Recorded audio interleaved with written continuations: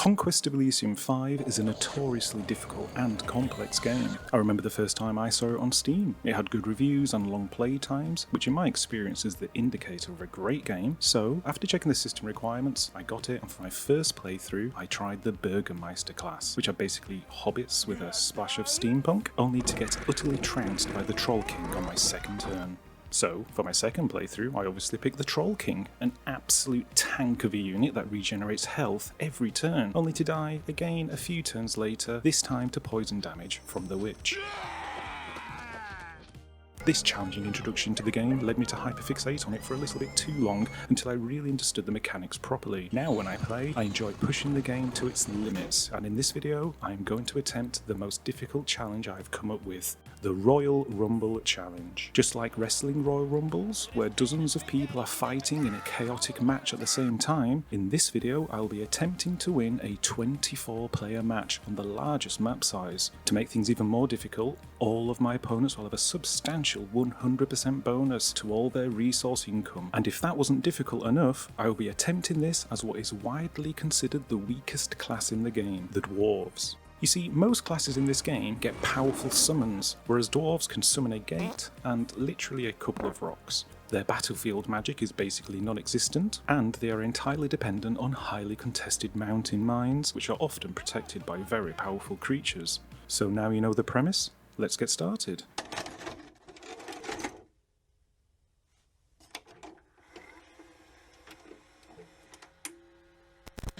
We start the game with our young dwarven queen Gunhild at the head of our dwarven city deep inside a mountain mine. As a side note, one of the things I love about this game is the incredible amount of real-world mythology. Gunhild is from the Icelandic sagas from 1,000 years ago and was known as the Mother of Kings, which is the perfect name for our queen as she will be the mother of all dwarves and future queens. I've devoted hundreds of hours of gameplay to compiling a masterwork of data and statistical analysis. I know this all looks very complicated, but it can all be boiled down to a single final conclusion on the bottom page. Here we are.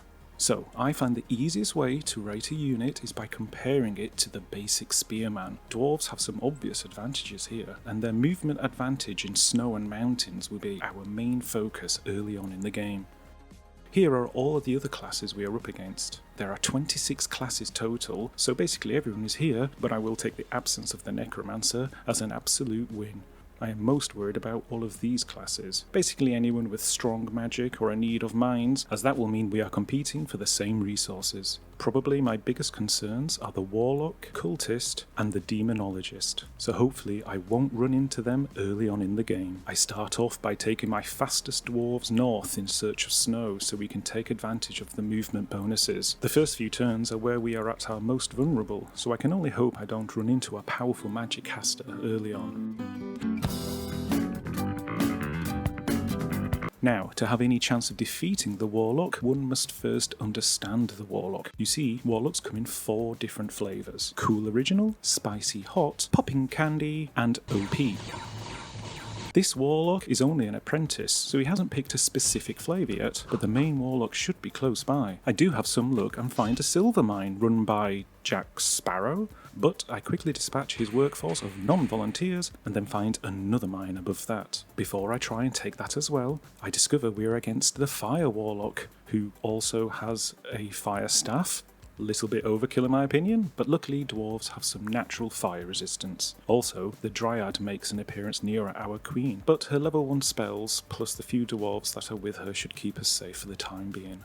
We then manage to take the second mountain mine, but suffer a few more casualties, leaving my main force very low now. So, I start to move back to my queen and start saving for a counsellor. You see, dwarves in this game are all born from the queen who lays eggs. As the queen grows, they lay more every turn, and if you save enough resources, you can afford a queen egg, which these counsellors take to new mines to set up new colonies. As I keep saving, the Warlock starts to take the mountain mines. Then, the first class to fall is the Illusionist, which is very good news, as their mid to late game armies are magic based, which we would have struggled to deal with. All northern mines have now been lost, and we are in second to last place in the game, but my counsellor has just arrived. This is make or break time, so So I march everyone I have north to try and claim a mine. The second class to fall is the High Cultist. Some more good news, as they are one of the most powerful classes in the game once they have enough resources to snowball. And on the very next turn, the High Priestess is eliminated. The early game is quite chaotic, as you would expect, but I am relieved to see such strong classes getting taken out. But it doesn't mean anything if I don't start expanding. So I dodge the Warlock, and I find my silver mine has been taken by kobolds. They have a decent army, but I have no choice, I have to try. It's a brutal battle. We are outnumbered 2-1 and suffer big losses, but my dwarven warriors manage to clinch the victory due to their superior armour. This eliminates the kobolds from the game, and they are the first class taken out by the dwarves directly. The fact the kobolds came from the west means there must be another mine that way. It's an important victory, as I now finally have a councillor in a mine, but it cost me dearly as I am now in last place. I only have a handful of dwarves holding the silver mine, and I need to save a bit more before I can afford my second queen, leaving me in a very precarious situation. And if things weren't looking bad enough, look who decides to make an appearance next to my queen, the demonologist. He's not a level 2 spellcaster yet, but his imps are really strong and pose an immediate threat to my queen. Luckily he moves away, so I continue to save up for my new queen. The next turn, the Burgmeister class falls to the Cloud Lord, another of the weaker classes, but it's still welcome news. My original queen has reached level 2, meaning I get 2 dwarves every turn now, plus a nice upgrade to my defences and unlock some stronger spells to defend my mine. I also start annoying the Warlock by cheekily sniping the iron mine when I can. While saving for the new queen, the Warlock chases me down, so I flee to the north through the mountains and snow, using my movement bonuses to stay ahead. When the coast is clear, I return and finally get my second queen. The Warlock looks like it is about to take my new foothold, so I invest in some ballistas, and it seems to swing the cost-benefit ratio in my favour.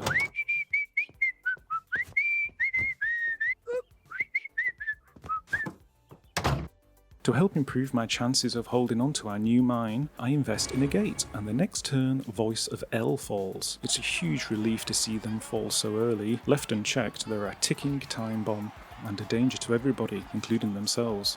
I still think the Warlock will probably try and take my new mine, so I send out a lone commander on a distraction mission. I can easily outmaneuver the Warlock, especially in snowy mountains where my bonus counts for double, and this gives me time to keep building my forces. Whilst my lone commander is running through the snowy hills of the north, the Pale One is eliminated. I'm glad I didn't have to deal with their King of the Deep, and hopefully I will find their citadel so I can take advantage of its gem resources. Next, a hero arrives to serve my new queen. He is called Hrafen, which is the Old Norse word for raven, and he is carrying a wand of combustion. This could come in very useful later on for dealing with the forest-loving dryad. Anyway, I take him and my force to the iron mine and finally get my third queen and gate up. The next to fall is the Troll King. The close-by demonologist has taken them out, which is unsurprising given they are in 4th place. I am not looking forward to having to deal with them later. I send out my lone commander to scout east along the northern coast of Elysium. While this is happening, Gunhild finally becomes a level 3 Dvalar, unlocking more spells to defend my citadel and further increasing dwarf production. I think now is a good time to take stock and figure out my next move. We have 3 queens pumping out dwarves every turn. I know the Warlock, Dryad and Demonologist are somewhere in these areas. I decide to grow my forces over the next few turns whilst I keep scouting east along the northern coast. My scout finds an ant colony, which is something I need to keep an eye on, and lots of neutral tiles he isn't able to capture, so he keeps exploring along the coast. I also send out a small force from my main citadel to take some of the local towns, so I can start to trade for more diamonds. You can see just how strong imps can be here, but luckily we take the town without too many losses and start trading for diamonds, as they are key to upgrading my queens. I continue to grow over the next 10 turns until I can afford what will be a game changer for us. Level 3 queens can build a Portal of Dvalin, which allows access to the halls of Dvalin, where great magical items can be found. They also allow for fast travel between the mountain mines, which will be very helpful later on. I rush a new commander into the portal so I can claim its treasures, only to find a couple of trash tier items and an extremely underwhelming Trident of the Sea, which is basically a stick that can summon wet dogs. Oh well. The following turn, a lot happens at the same time. The Bakemono is eliminated by the Enchanter. I lose my only town to the demonologist, who's beginning to look quite scary, and I get a new hero who has some great armour that will be useful for protecting important commanders. My northern scout has explored quite a lot of the coast when he runs into the enchanter, who absolutely bodies him with a stone golem. The next few turns I really enjoy toying with the warlock by taking advantage of my movement bonuses and kiting him through the snowy mountains as I keep building my forces. Do not touch this. This is a no touching zone. Good. Well then... Oh my god! I can't believe you reached across like that again. I can't even believe. I now have enough dwarves to scout west for the cobbled mine. I quickly take a town held by the demonologist, then keep pushing west. When I hit the coast, I work my way down and find an empty mountain mine that used to belong to the kobolds. It's free real estate. This will become our fourth queen's home. It's around now I realised I didn't bring a counsellor, so I send one out on a solo mission who manages to avoid the roaming dryad armies and makes it to the coast, only to be ambushed in the forest. Dvalin must have been watching over our counsellor as he manages to take out 5 bandits on his own, losing all but 1 health in an impressive battle. We then get our 4th queen on the map. A couple of turns later, a strange mist appears across the entire continent, reducing visibility and making ambushes a lot easier. And the following turn, the mist appears to have taken out the barbarian by losing his last commander. This is the 10th class to fall, and a real milestone towards our victory. I wait a few turns to build some defences and upgrade my basic worker dwarves into proper dwarves and the formidable dwarven warriors. Then I send out a commander from my western mine to start to burn down the local ancient forests to prevent them being used by the dryad. It's around now I realise I have the wrong magical item for this job. You see, I only had a wand of fire, and obviously I needed the wand of combustion, so that puts that plan on hold until I can bring it from the north all the way to my new western mine. So, as I begin the long journey, the Scourge Lord gets eliminated. Another strong class being taken out is welcome, and not having to deal with sprawling deserts is also nice. On the way I decide to detour to my main queen, as she can now afford our first runesmith. These guys are the mad scientists of the dwarf world, and have learned how to upgrade dwarven armour and weapons by using gems. So I upgrade a few of my warriors and take the nearby castle. This will give me a nice boost to my gold income. I hold the castle for a while as I get my second portal up in the north and move a large army through it to rendezvous with my runesmith. Now I have a decent army for the first time, I move to the west to start my extermination of the Dryad's ancient forests. I succumb to the worst ambush in history, and then a gift from above, as a meteor lands right next to us, which is a welcome source of gems. I decide to detour to the closer ancient forest, and on the way upgrade my runesmith so I can now get better weapons as well as armour. As I approach the ancient forest, this small hamlet next to my main queen is about to have a very bad day because another meteor lands there, obliterating the tile, but again giving me another much needed source of gems. I quickly check the score graph and we have been slowly climbing due to our queen's dwarf production to a respectable 2nd place. Oh, 3rd place, sorry. Oh, 4th place I guess. Oh well, at least I can now finally burn my first ancient forest. Oh, I guess I'll have to wait for the snow to melt.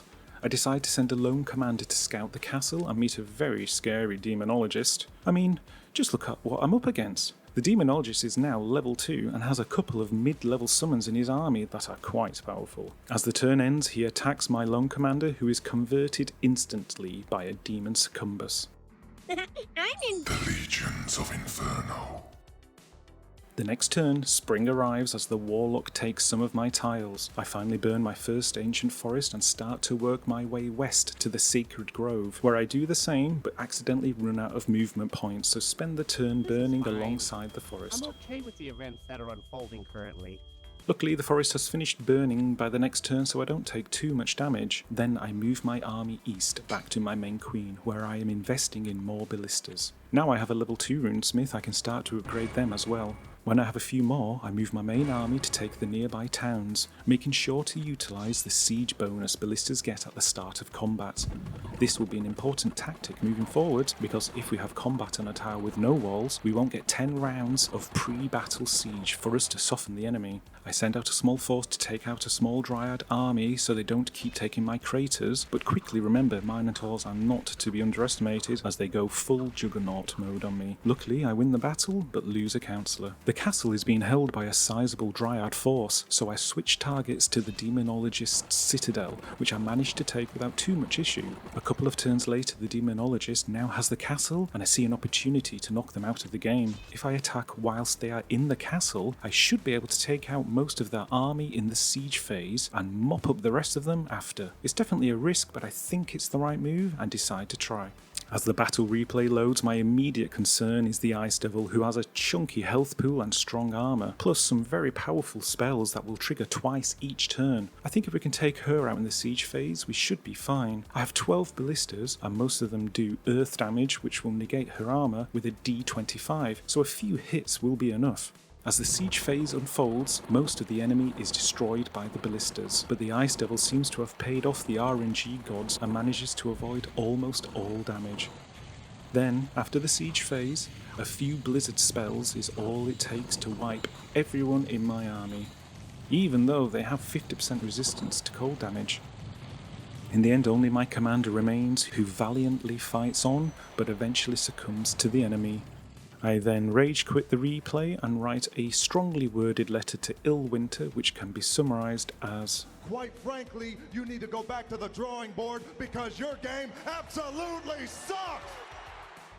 I end the replay and realise it's all over. Even though most of the demonologist's army was destroyed, the score graph shows the huge hit this has been to my forces. It was all for nothing. Of course this Royal Rumble challenge was impossible. No one can defeat 23 classes with a 100% bonus as the weakest class in the game. What had I been thinking? I knew the Warlock would now easily take me out, so I end the turn to confirm my fears when the Warlock decides to finish off the Demonologist. That makes sense because they are so weak, but what is a surprise is the massive damage they take in the process. This changes everything. If I can finish off the Warlock army quickly, maybe I have a chance. So I spend the last of my gems on a new rune smith and send every single unit I have to try and finish off the Warlock. Thankfully we win the fight without too much struggle and I inherit over a dozen magical items. Now we are back in the game. And on the same turn the Priest King is eliminated, meaning there are only 12 classes left in the match. The next turn I take the castle with no real issues and I leave a small force to hold it as I focus on keeping the valuable craters under my control. Finally, the powerful demonologist falls to the Dryad Queen. They were one of my biggest concerns, so now they are gone and the Warlock has been severely weakened, I can focus on the Dryad and continue to take out their ancient forests. Meanwhile, up north we seem to have the start of an ant infestation, so I send out a small army to try and contain them, and the following turn I get the opportunity to buy a scroll of astral travel. Now, normally I wouldn't buy this because these scrolls usually teleport the user and their army to the void, which is generally considered a bad idea. However, looking at the score graph, it's pretty obvious I need to do something drastic to close the growing gap between me and the most powerful classes that are still in the match. So I hire a commander, recruit some mercenaries, and together with some dwarves, we teleport to the void. Every turn the void shuffles, and the next turn I start near 2 Forest of Cubes, which give me gems and iron. So we take the first tile, but get ambushed when trying for the second by the dreaded Void Hound. The battle replay shows 5 Void Hounds running down my army of 90. They teleport, lifesteal and terrify my dwarves until they die or flee the battlefield into the void, only to be run down and consumed by madness and fear. And that's why going to the void is generally considered a bad idea. Back on Elysium, I am trying to figure out where the Dryad forces keep coming from when I discover a hidden sacred grove close to my main queen. So I send an additional force to help deal with it. The lone Minotaur manages to juggernaut his way through my lines and kills 2 of my commanders, which is frustrating, but we still win the battle, removing another grove from the Dryad. Then my northern army finally succumbs to the ants' powerful acid attacks, but I get another hero who will continue the war against them. Along the western coast, my scout finds another sacred grove as well as an empty port, which I take to establish a base until I can deal with the dryad. I also send my new northern hero out with a sizable army of over 100 workers to try and deal with those damn ants. I start filling my western port with mercenaries so I have a chance of holding it, and my northern ant exterminators keep pushing east. For the next few turns I really focus on the ants, trying to target their queens to stop the nests from spreading. It feels like a losing battle though, as every time I take out one ant, 2 more appear. So instead I try and hold the nest tiles to stop new ants from spawning, but their powerful acid attacks make short work of my dwarves, melting through any armour and decimating my forces. It's not long until I lose everyone except my hero and a one-eyed worker, so we flee the ants and hold out in a nearby library. Whilst I was wasting my time with the ants, my new runesmith has been upgraded and spent a lot of gems upgrading my dwarves and ballistas as he made his way to the sacred grove in order to finally burn it. After taking the grove, I try and burn it but realise that because it's above the snow line, it will be covered in snow all year round, and so will always be unburnable. My only choice is to leave a small force here to hold it indefinitely, and then I start to work my main force south to the sacred grove near the port. As I work my way down, I realise I have been taking the wrong approach with the ants. They are annoying, but they will be more annoying for my enemies than for me, as I only really need to hold key mines and can fast travel between them. I decide to just ignore them and focus on finishing the dryad and finding some new mines to increase my dwarf production further. As I make my way down to the southern sacred grove, I take on a small senator army that really shows the strength dwarves have against low magic classes. We managed to take out 80 units without losing a single dwarf, which is reassuring for when we have to deal with the senator later on, as he is currently in second place. I arrive at the grove and take it out without any issues, then burn it to the ground. We are well into the mid-game at this point. 13 classes have been knocked out of the game. There are 4 big players for me to contend with, and one of them has a huge lead over everyone else. I am going to speed up my gameplay from now on to keep a good pace for this video, so there will be some bigger time skips and smaller battles that will be left out. Let's have a look at our current situation. I am now at 4 queens, 3 of which are level 3. I have a central, northern and western portal set up so I can quickly move my armies as needed. My next goal is to circle my main army north to my central queen, bolster the army with some new recruits, and then search for a 5th mine to the east so I can start expanding into the mainland. As I move north, I discover another sacred grove. I managed to take it with no casualties thanks to some Hydra skin armour, giving my main warrior the powerful regen ability. After burning it down, I arrive back at my queen and bolster my main army with some upgraded dwarves. I then start moving to the east, taking the castles and towns on the way. The ants have already spread here, confirming my fears that their containment is no longer possible. I discover a senator's castle which has some strong defences, so I decide to take the close by coal mine and find a silver mine below it. This is defended by a powerful dark wizard who has some strong units which we will struggle against, especially because we can't siege them first. The battle is difficult, with the dark wizard weakening my dwarves so they cause less damage, and his army of imps incinerating them and causing some to flee in terror. We do eventually prevail though, but lose a significant chunk of our force. I then realise I have made the same mistake of forgetting a counsellor, which is really annoying as he will now have to run the gauntlet to me.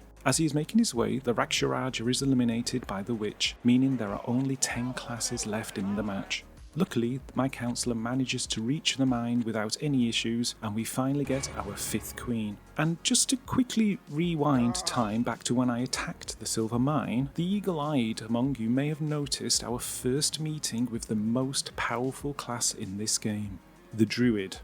I have no idea how I am going to manage to take him on. I hope I can just burn his ancient forest down like I did with the dryad, but the druid tends to have a large force on each of his ancient forests, and with the huge power imbalance, it makes me think I might not have a chance. I leave half my army to protect my new queen as I explore the area around my new stronghold. A few turns later, I run into a lone minotaur that is quickly dispatched, but not before he tramples my decked-out dwarf to the back of the army. If we quickly rewind, this is what I like to imagine really happened.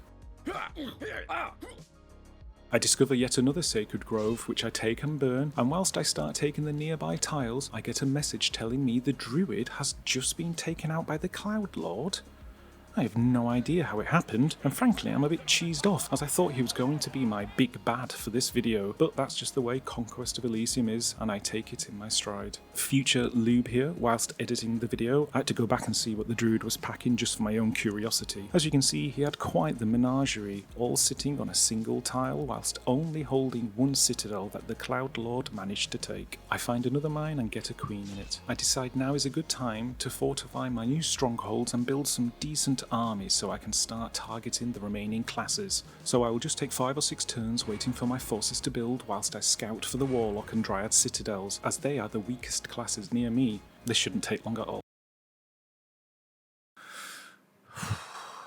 Okay, things got a little bit out of hand there. You see, I ended up taking longer than I expected to build my force. Then I decided to start with a Warlock, as I knew his starting citadel was close by.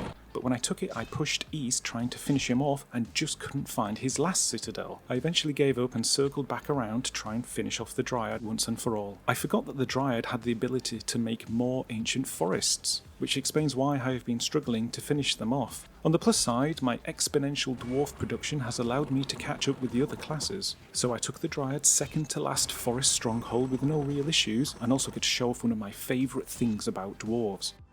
When workers siege a tile, there's a small chance they tunnel under the defences, surprising the enemy. Surprise, motherfucker! Surprise, motherfucker! Okay, that brings us back to the present. I burn the Dryad's Grove, then work my way to what I hope will be their last sacred forest. As I am making my way, I see the Dryad Queen trying to make a break for it with a sizable army, plus another commander with a few troops tries to go for a castle near my Eastern Queen. I worry the Dryad Queen will take the Troll Pit, which I won't be able to siege, so I successfully bait her to take the King's Castle instead. Meanwhile, my easternmost Queen sends 100 dwarves to deny the Dryad the castle. Now, the Dryad's main army is in the King's Castle. I figure this would be my best chance to finish her, as I can siege the castle and hopefully take out their spellcasters. However, the battle ends up being a repeat of the previous battle here against the demonologist, where I fail to take out the big hitters and eventually lose due to their powerful lightning strikes, costing me a decent army. Still, she is now severely weakened, and the Cloud Lord comes in clutch, taking the castle the following turn. So I attack the final port, which is guarded by a single harpy, and burn her last sacred forest, finally finishing her off. This is the second class to fall to the dwarves, and it was a hard-fought victory that I feel was well earned. There are now 7 classes left. Looking at the graph, you can see some of them seem to be plateauing. I think this is down to the ants wearing down small roaming armies that the Baron and Senator tend to deploy. Now my greatest concern is the Witch. Strong magic with lots of poison damage, plus some very powerful summons, means she is going to be my biggest obstacle to victory. I initially focus on removing the Cloud Lord and Monkey Mahuraju by sending waves of free dwarven workers at them.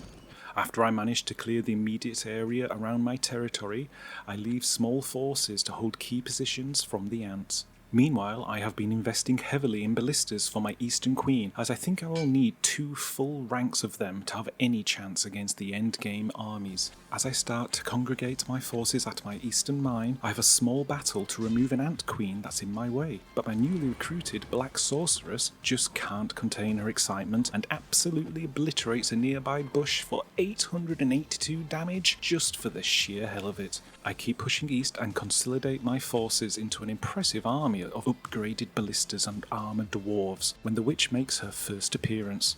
I lose sight of her, so push east and find a castle ruin that I easily take with my new army. Then I take the mine next to it when she appears again. Looking at her army, it's clear I am at a huge disadvantage. My main worry are the 4 ancient hydras, which all have regeneration and a huge health pool, meaning they will be extremely difficult to kill. The Catoblepas isn't a joke either, with a frankly disgusting death gaze that does D20 magic damage in a huge cone. The worms have acid breath, which will cut through any armour and have impressive range. All this together, plus the massive amount of poison aura that will be lingering, means I would have no chance on an open battlefield and must wait until I can siege her. Waiting for my opportunity, I finish upgrading the last of my ballistas, focusing on fire damage to take advantage of the Hydra's weakness. I wait a couple of turns for her to take the castle ruin, then, with my entire army of over 700 dwarves, I attack.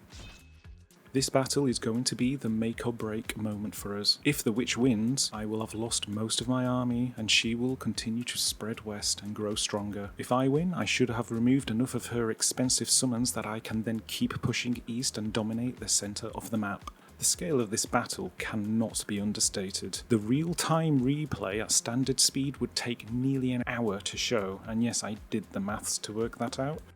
We start the all-important siege phase with the witch very vulnerable on the wall and her strongest units just behind her. In front of the blisters are my strongest units, dwarves equipped with armour and shields, plus a lot have upgraded armour and weapons from our runesmith, giving them extra protection and enabling their weapons to do magic damage with different effects. I even have a fully decked out warrior at the front and centre that will lead the charge when the time comes. As the battle begins, the first volley from my ballistas do some serious damage to the units on the wall, with the witch getting deleted by a direct hit from a rhyme ballista. I then start to increase the playback speed as I watch her ancient hydras start tanking hit after hit. I'm beginning to think I should have brought more ballistas.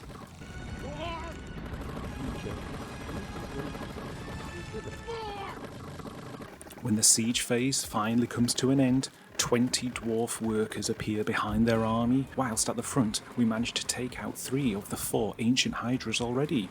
I'm beginning to have hope as I watch one of their worms dissolve strips of their rear army with its acid breath as it tries to focus on the dwarf workers. My strongest units rush into the castle entrance, the ancient presence starts swallowing them whole. But my most decked out dwarf goes on a rampage, managing to finish off the ancient presence, then the mother of monsters, and finally he manages to finish off a worm. Truly the MVP of this battle, he will be remembered in the halls of Dvalin as he finally falls to a swamp creature. And this is the exact point I realise I may be in trouble. The hydras just won't stay dead. Every time they die, the next turn they regenerate and are back again, dealing poison damage to everyone near them and causing others to flee in fear. So I check the regen description and it says the final hit has to be for over 50% of the creature's maximum health to stop them from regenerating back to life. Hydras have a huge health pool of about 140, so I need to slay them with a massive 70 plus damage hit, which none of my dwarves can do. And a ballista would need to roll 25 on a d25 3 times in a row, which is about 1 in 15,000, or about the same chance of getting struck by lightning over your lifetime, also known as very unlikely. I watch in resignation as wave after wave of dwarves fall to the hydras. I even have time to check in the manual, but it just confirms my fear, and I accept my fate. And then, when all hope was lost, the Black Sorceress finally reaches the front with a devastating disintegrate spell. I allow myself a second of hope until she starts disintegrating random parts of the wall instead of finishing the hydras. I realise her spell initiative is so low, she only fires them after the hydras have died for that round, so she won't be able to finish them off. I've lost. I watch as the rest of my army flees or dies as I realise the challenge is over to this cruel twist of the game mechanics. When the match ends and the hydras have not regenerated. But how? I quickly check the manual again, trying to understand, when I see battle fatigue sets in at the end of battles to stop endless fights, but 15 turns before it sets in, regeneration fatigue starts, which stops units coming back from the dead. I can hardly believe it. We won. We take a significant hit to our forces, but the witch takes a catastrophic hit, losing her strongest summons and giving me a real shot of winning the game. Let's have a quick look at the map.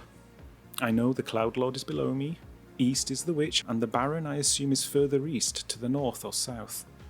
The Senator, Enchanter, Monkey Maharaju and Warlock are probably here, but they aren't really a threat anymore. I have enough resources in reserve to quickly build up again, and a year later I have another decent army ready. But during that time, the witch recovered quicker than I had anticipated, which is worrying. One of her smaller undead armies has shown up near my eastern queen, so I try and bait her into the old castle ruin so I can siege her.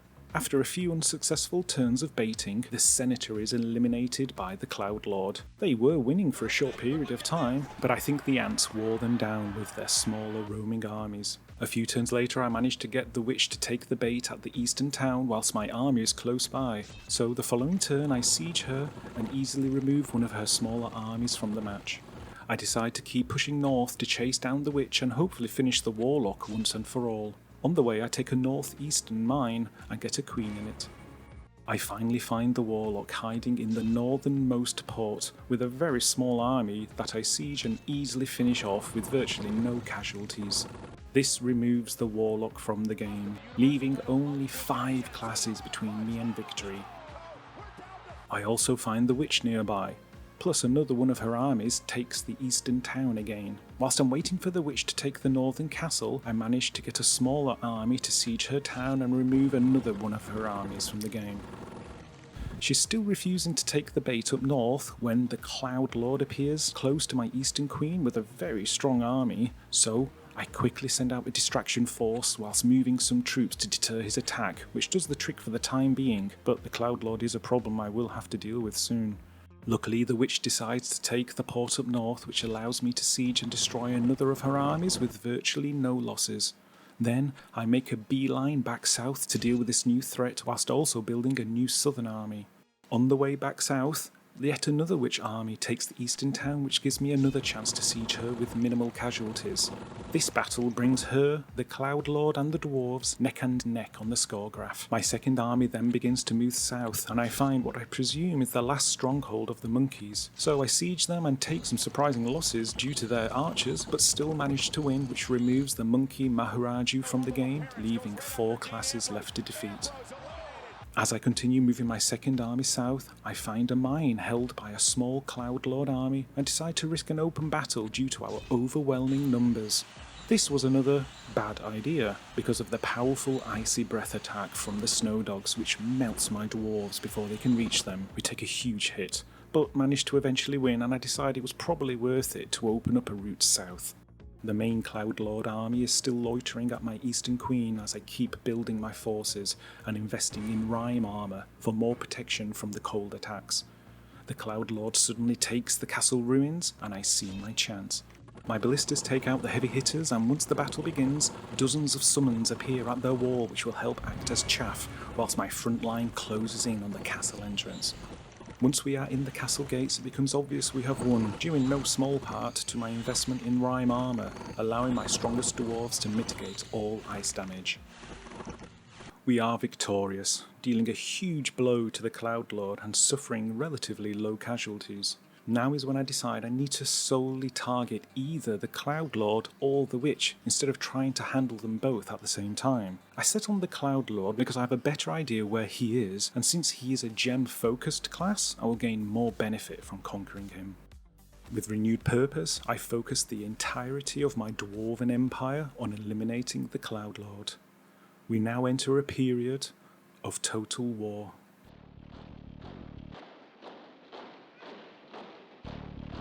Legions of dwarven workers and soldiers march to the new southern front line, travelling overland and through our secret underground tunnels. Wave upon wave of dwarves smash against enemy citadels, taking large losses that are quickly replaced with freshly hatched workers. As each southern mine falls to this onslaught, new queens are brought in to produce even more workers for my armies. Countless sieges are launched on enemy citadels as hundreds fall on open battlefields in pursuit of victory. The enemy is crushed under the relentless waves of dwarven iron, falling one at a time as we keep pushing east until we find the spire to the clouds. Our strongest army ascends the heights, taking the battle to the Cloud Lord's home, storming the Cloud Palace, and finally eliminating the Cloud Lord. Oh, he's still alive. Sorry, I got a bit carried away there.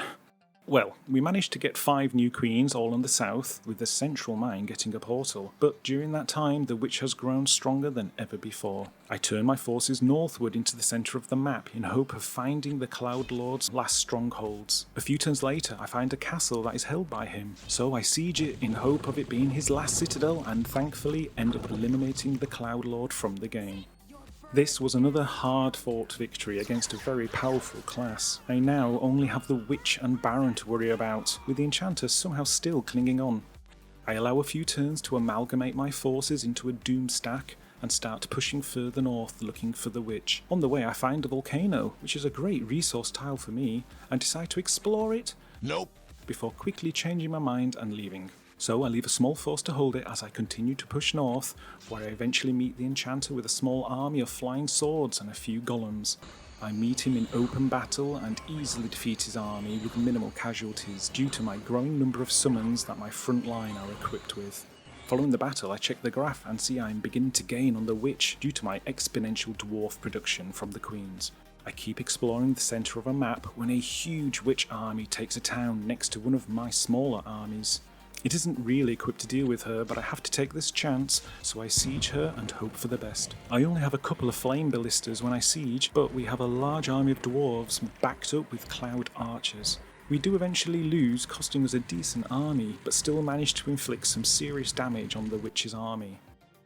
This is the first time I have taken the lead in the game, and it confirms that the end is finally within sight. My main army manages to catch up with her shattered army a couple of turns later and engages her in open battle, finishing them off. I keep marching east until I manage to take a mine that will become my new portal, allowing fresh recruits to reach the front line. As I wait to be able to build the portal, I engage a small Witch army in open battle, only to have dozens of my dwarves turned into hogs by her, which feels a bit unnecessary.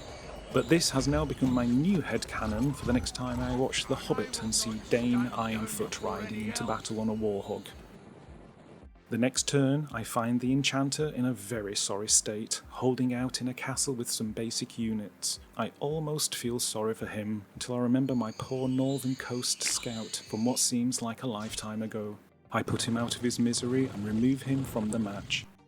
Only 2 more classes are what stand between me and victory. I finally reach the eastern coast and find a port held by the Witch. During the siege, some of my workers tunnel under the wall but decide to emerge in the middle of the sea, promptly drowning. I clear the entire southeastern part of Elysium from the Witch whilst my portal comes online. Occasionally I find the Baron in a stronghold, but he is no match for me by this point in the game, and although his strong siege weapons inflict some casualties at the start of the battle, his armies fall after the siege phase ends. And just in case things were beginning to look a little too easy, check out this replay where I go into an open battle against a Witch army that is only 20 strong compared to my massive 500 strong stat. The Bug Witch should never be underestimated, as she causes half of my army to sleep so her summons can decimate my dwarves with no resistance. Or she charms and reanimates them, giving her an endless supply of chaff, which almost destroys my entire army, but luckily we just managed to win, losing over 90% of our force. The map is well and truly swamped in ants by this point in the game, making troop movement very difficult for the remaining 2 classes. Luckily we don't have to worry about that, as we have a secret tunnel through the mountains. Secret tunnel, yeah! And so, using my secret tunnel, I have 2 armies following the coast along the northeast of Elysium to finally finish off the Witch and Baron. To the north, the Baron loses citadel after citadel, and the Witch to the east is sieged in a port which turns out to be her last citadel, and she finally succumbs to the dwarves. She was the strongest class for most of the game, and finishing her feels like the final hurdle before our inevitable victory. Over the next few turns, I finish taking all of the Baron's final strongholds until I finally find him holding out in a port with the last scraps of his army. I launch my final attack, and it barely survives the siege phase before succumbing to dwarven workers. The final message appears showing we are victorious, and I realise it is all over. We finally won.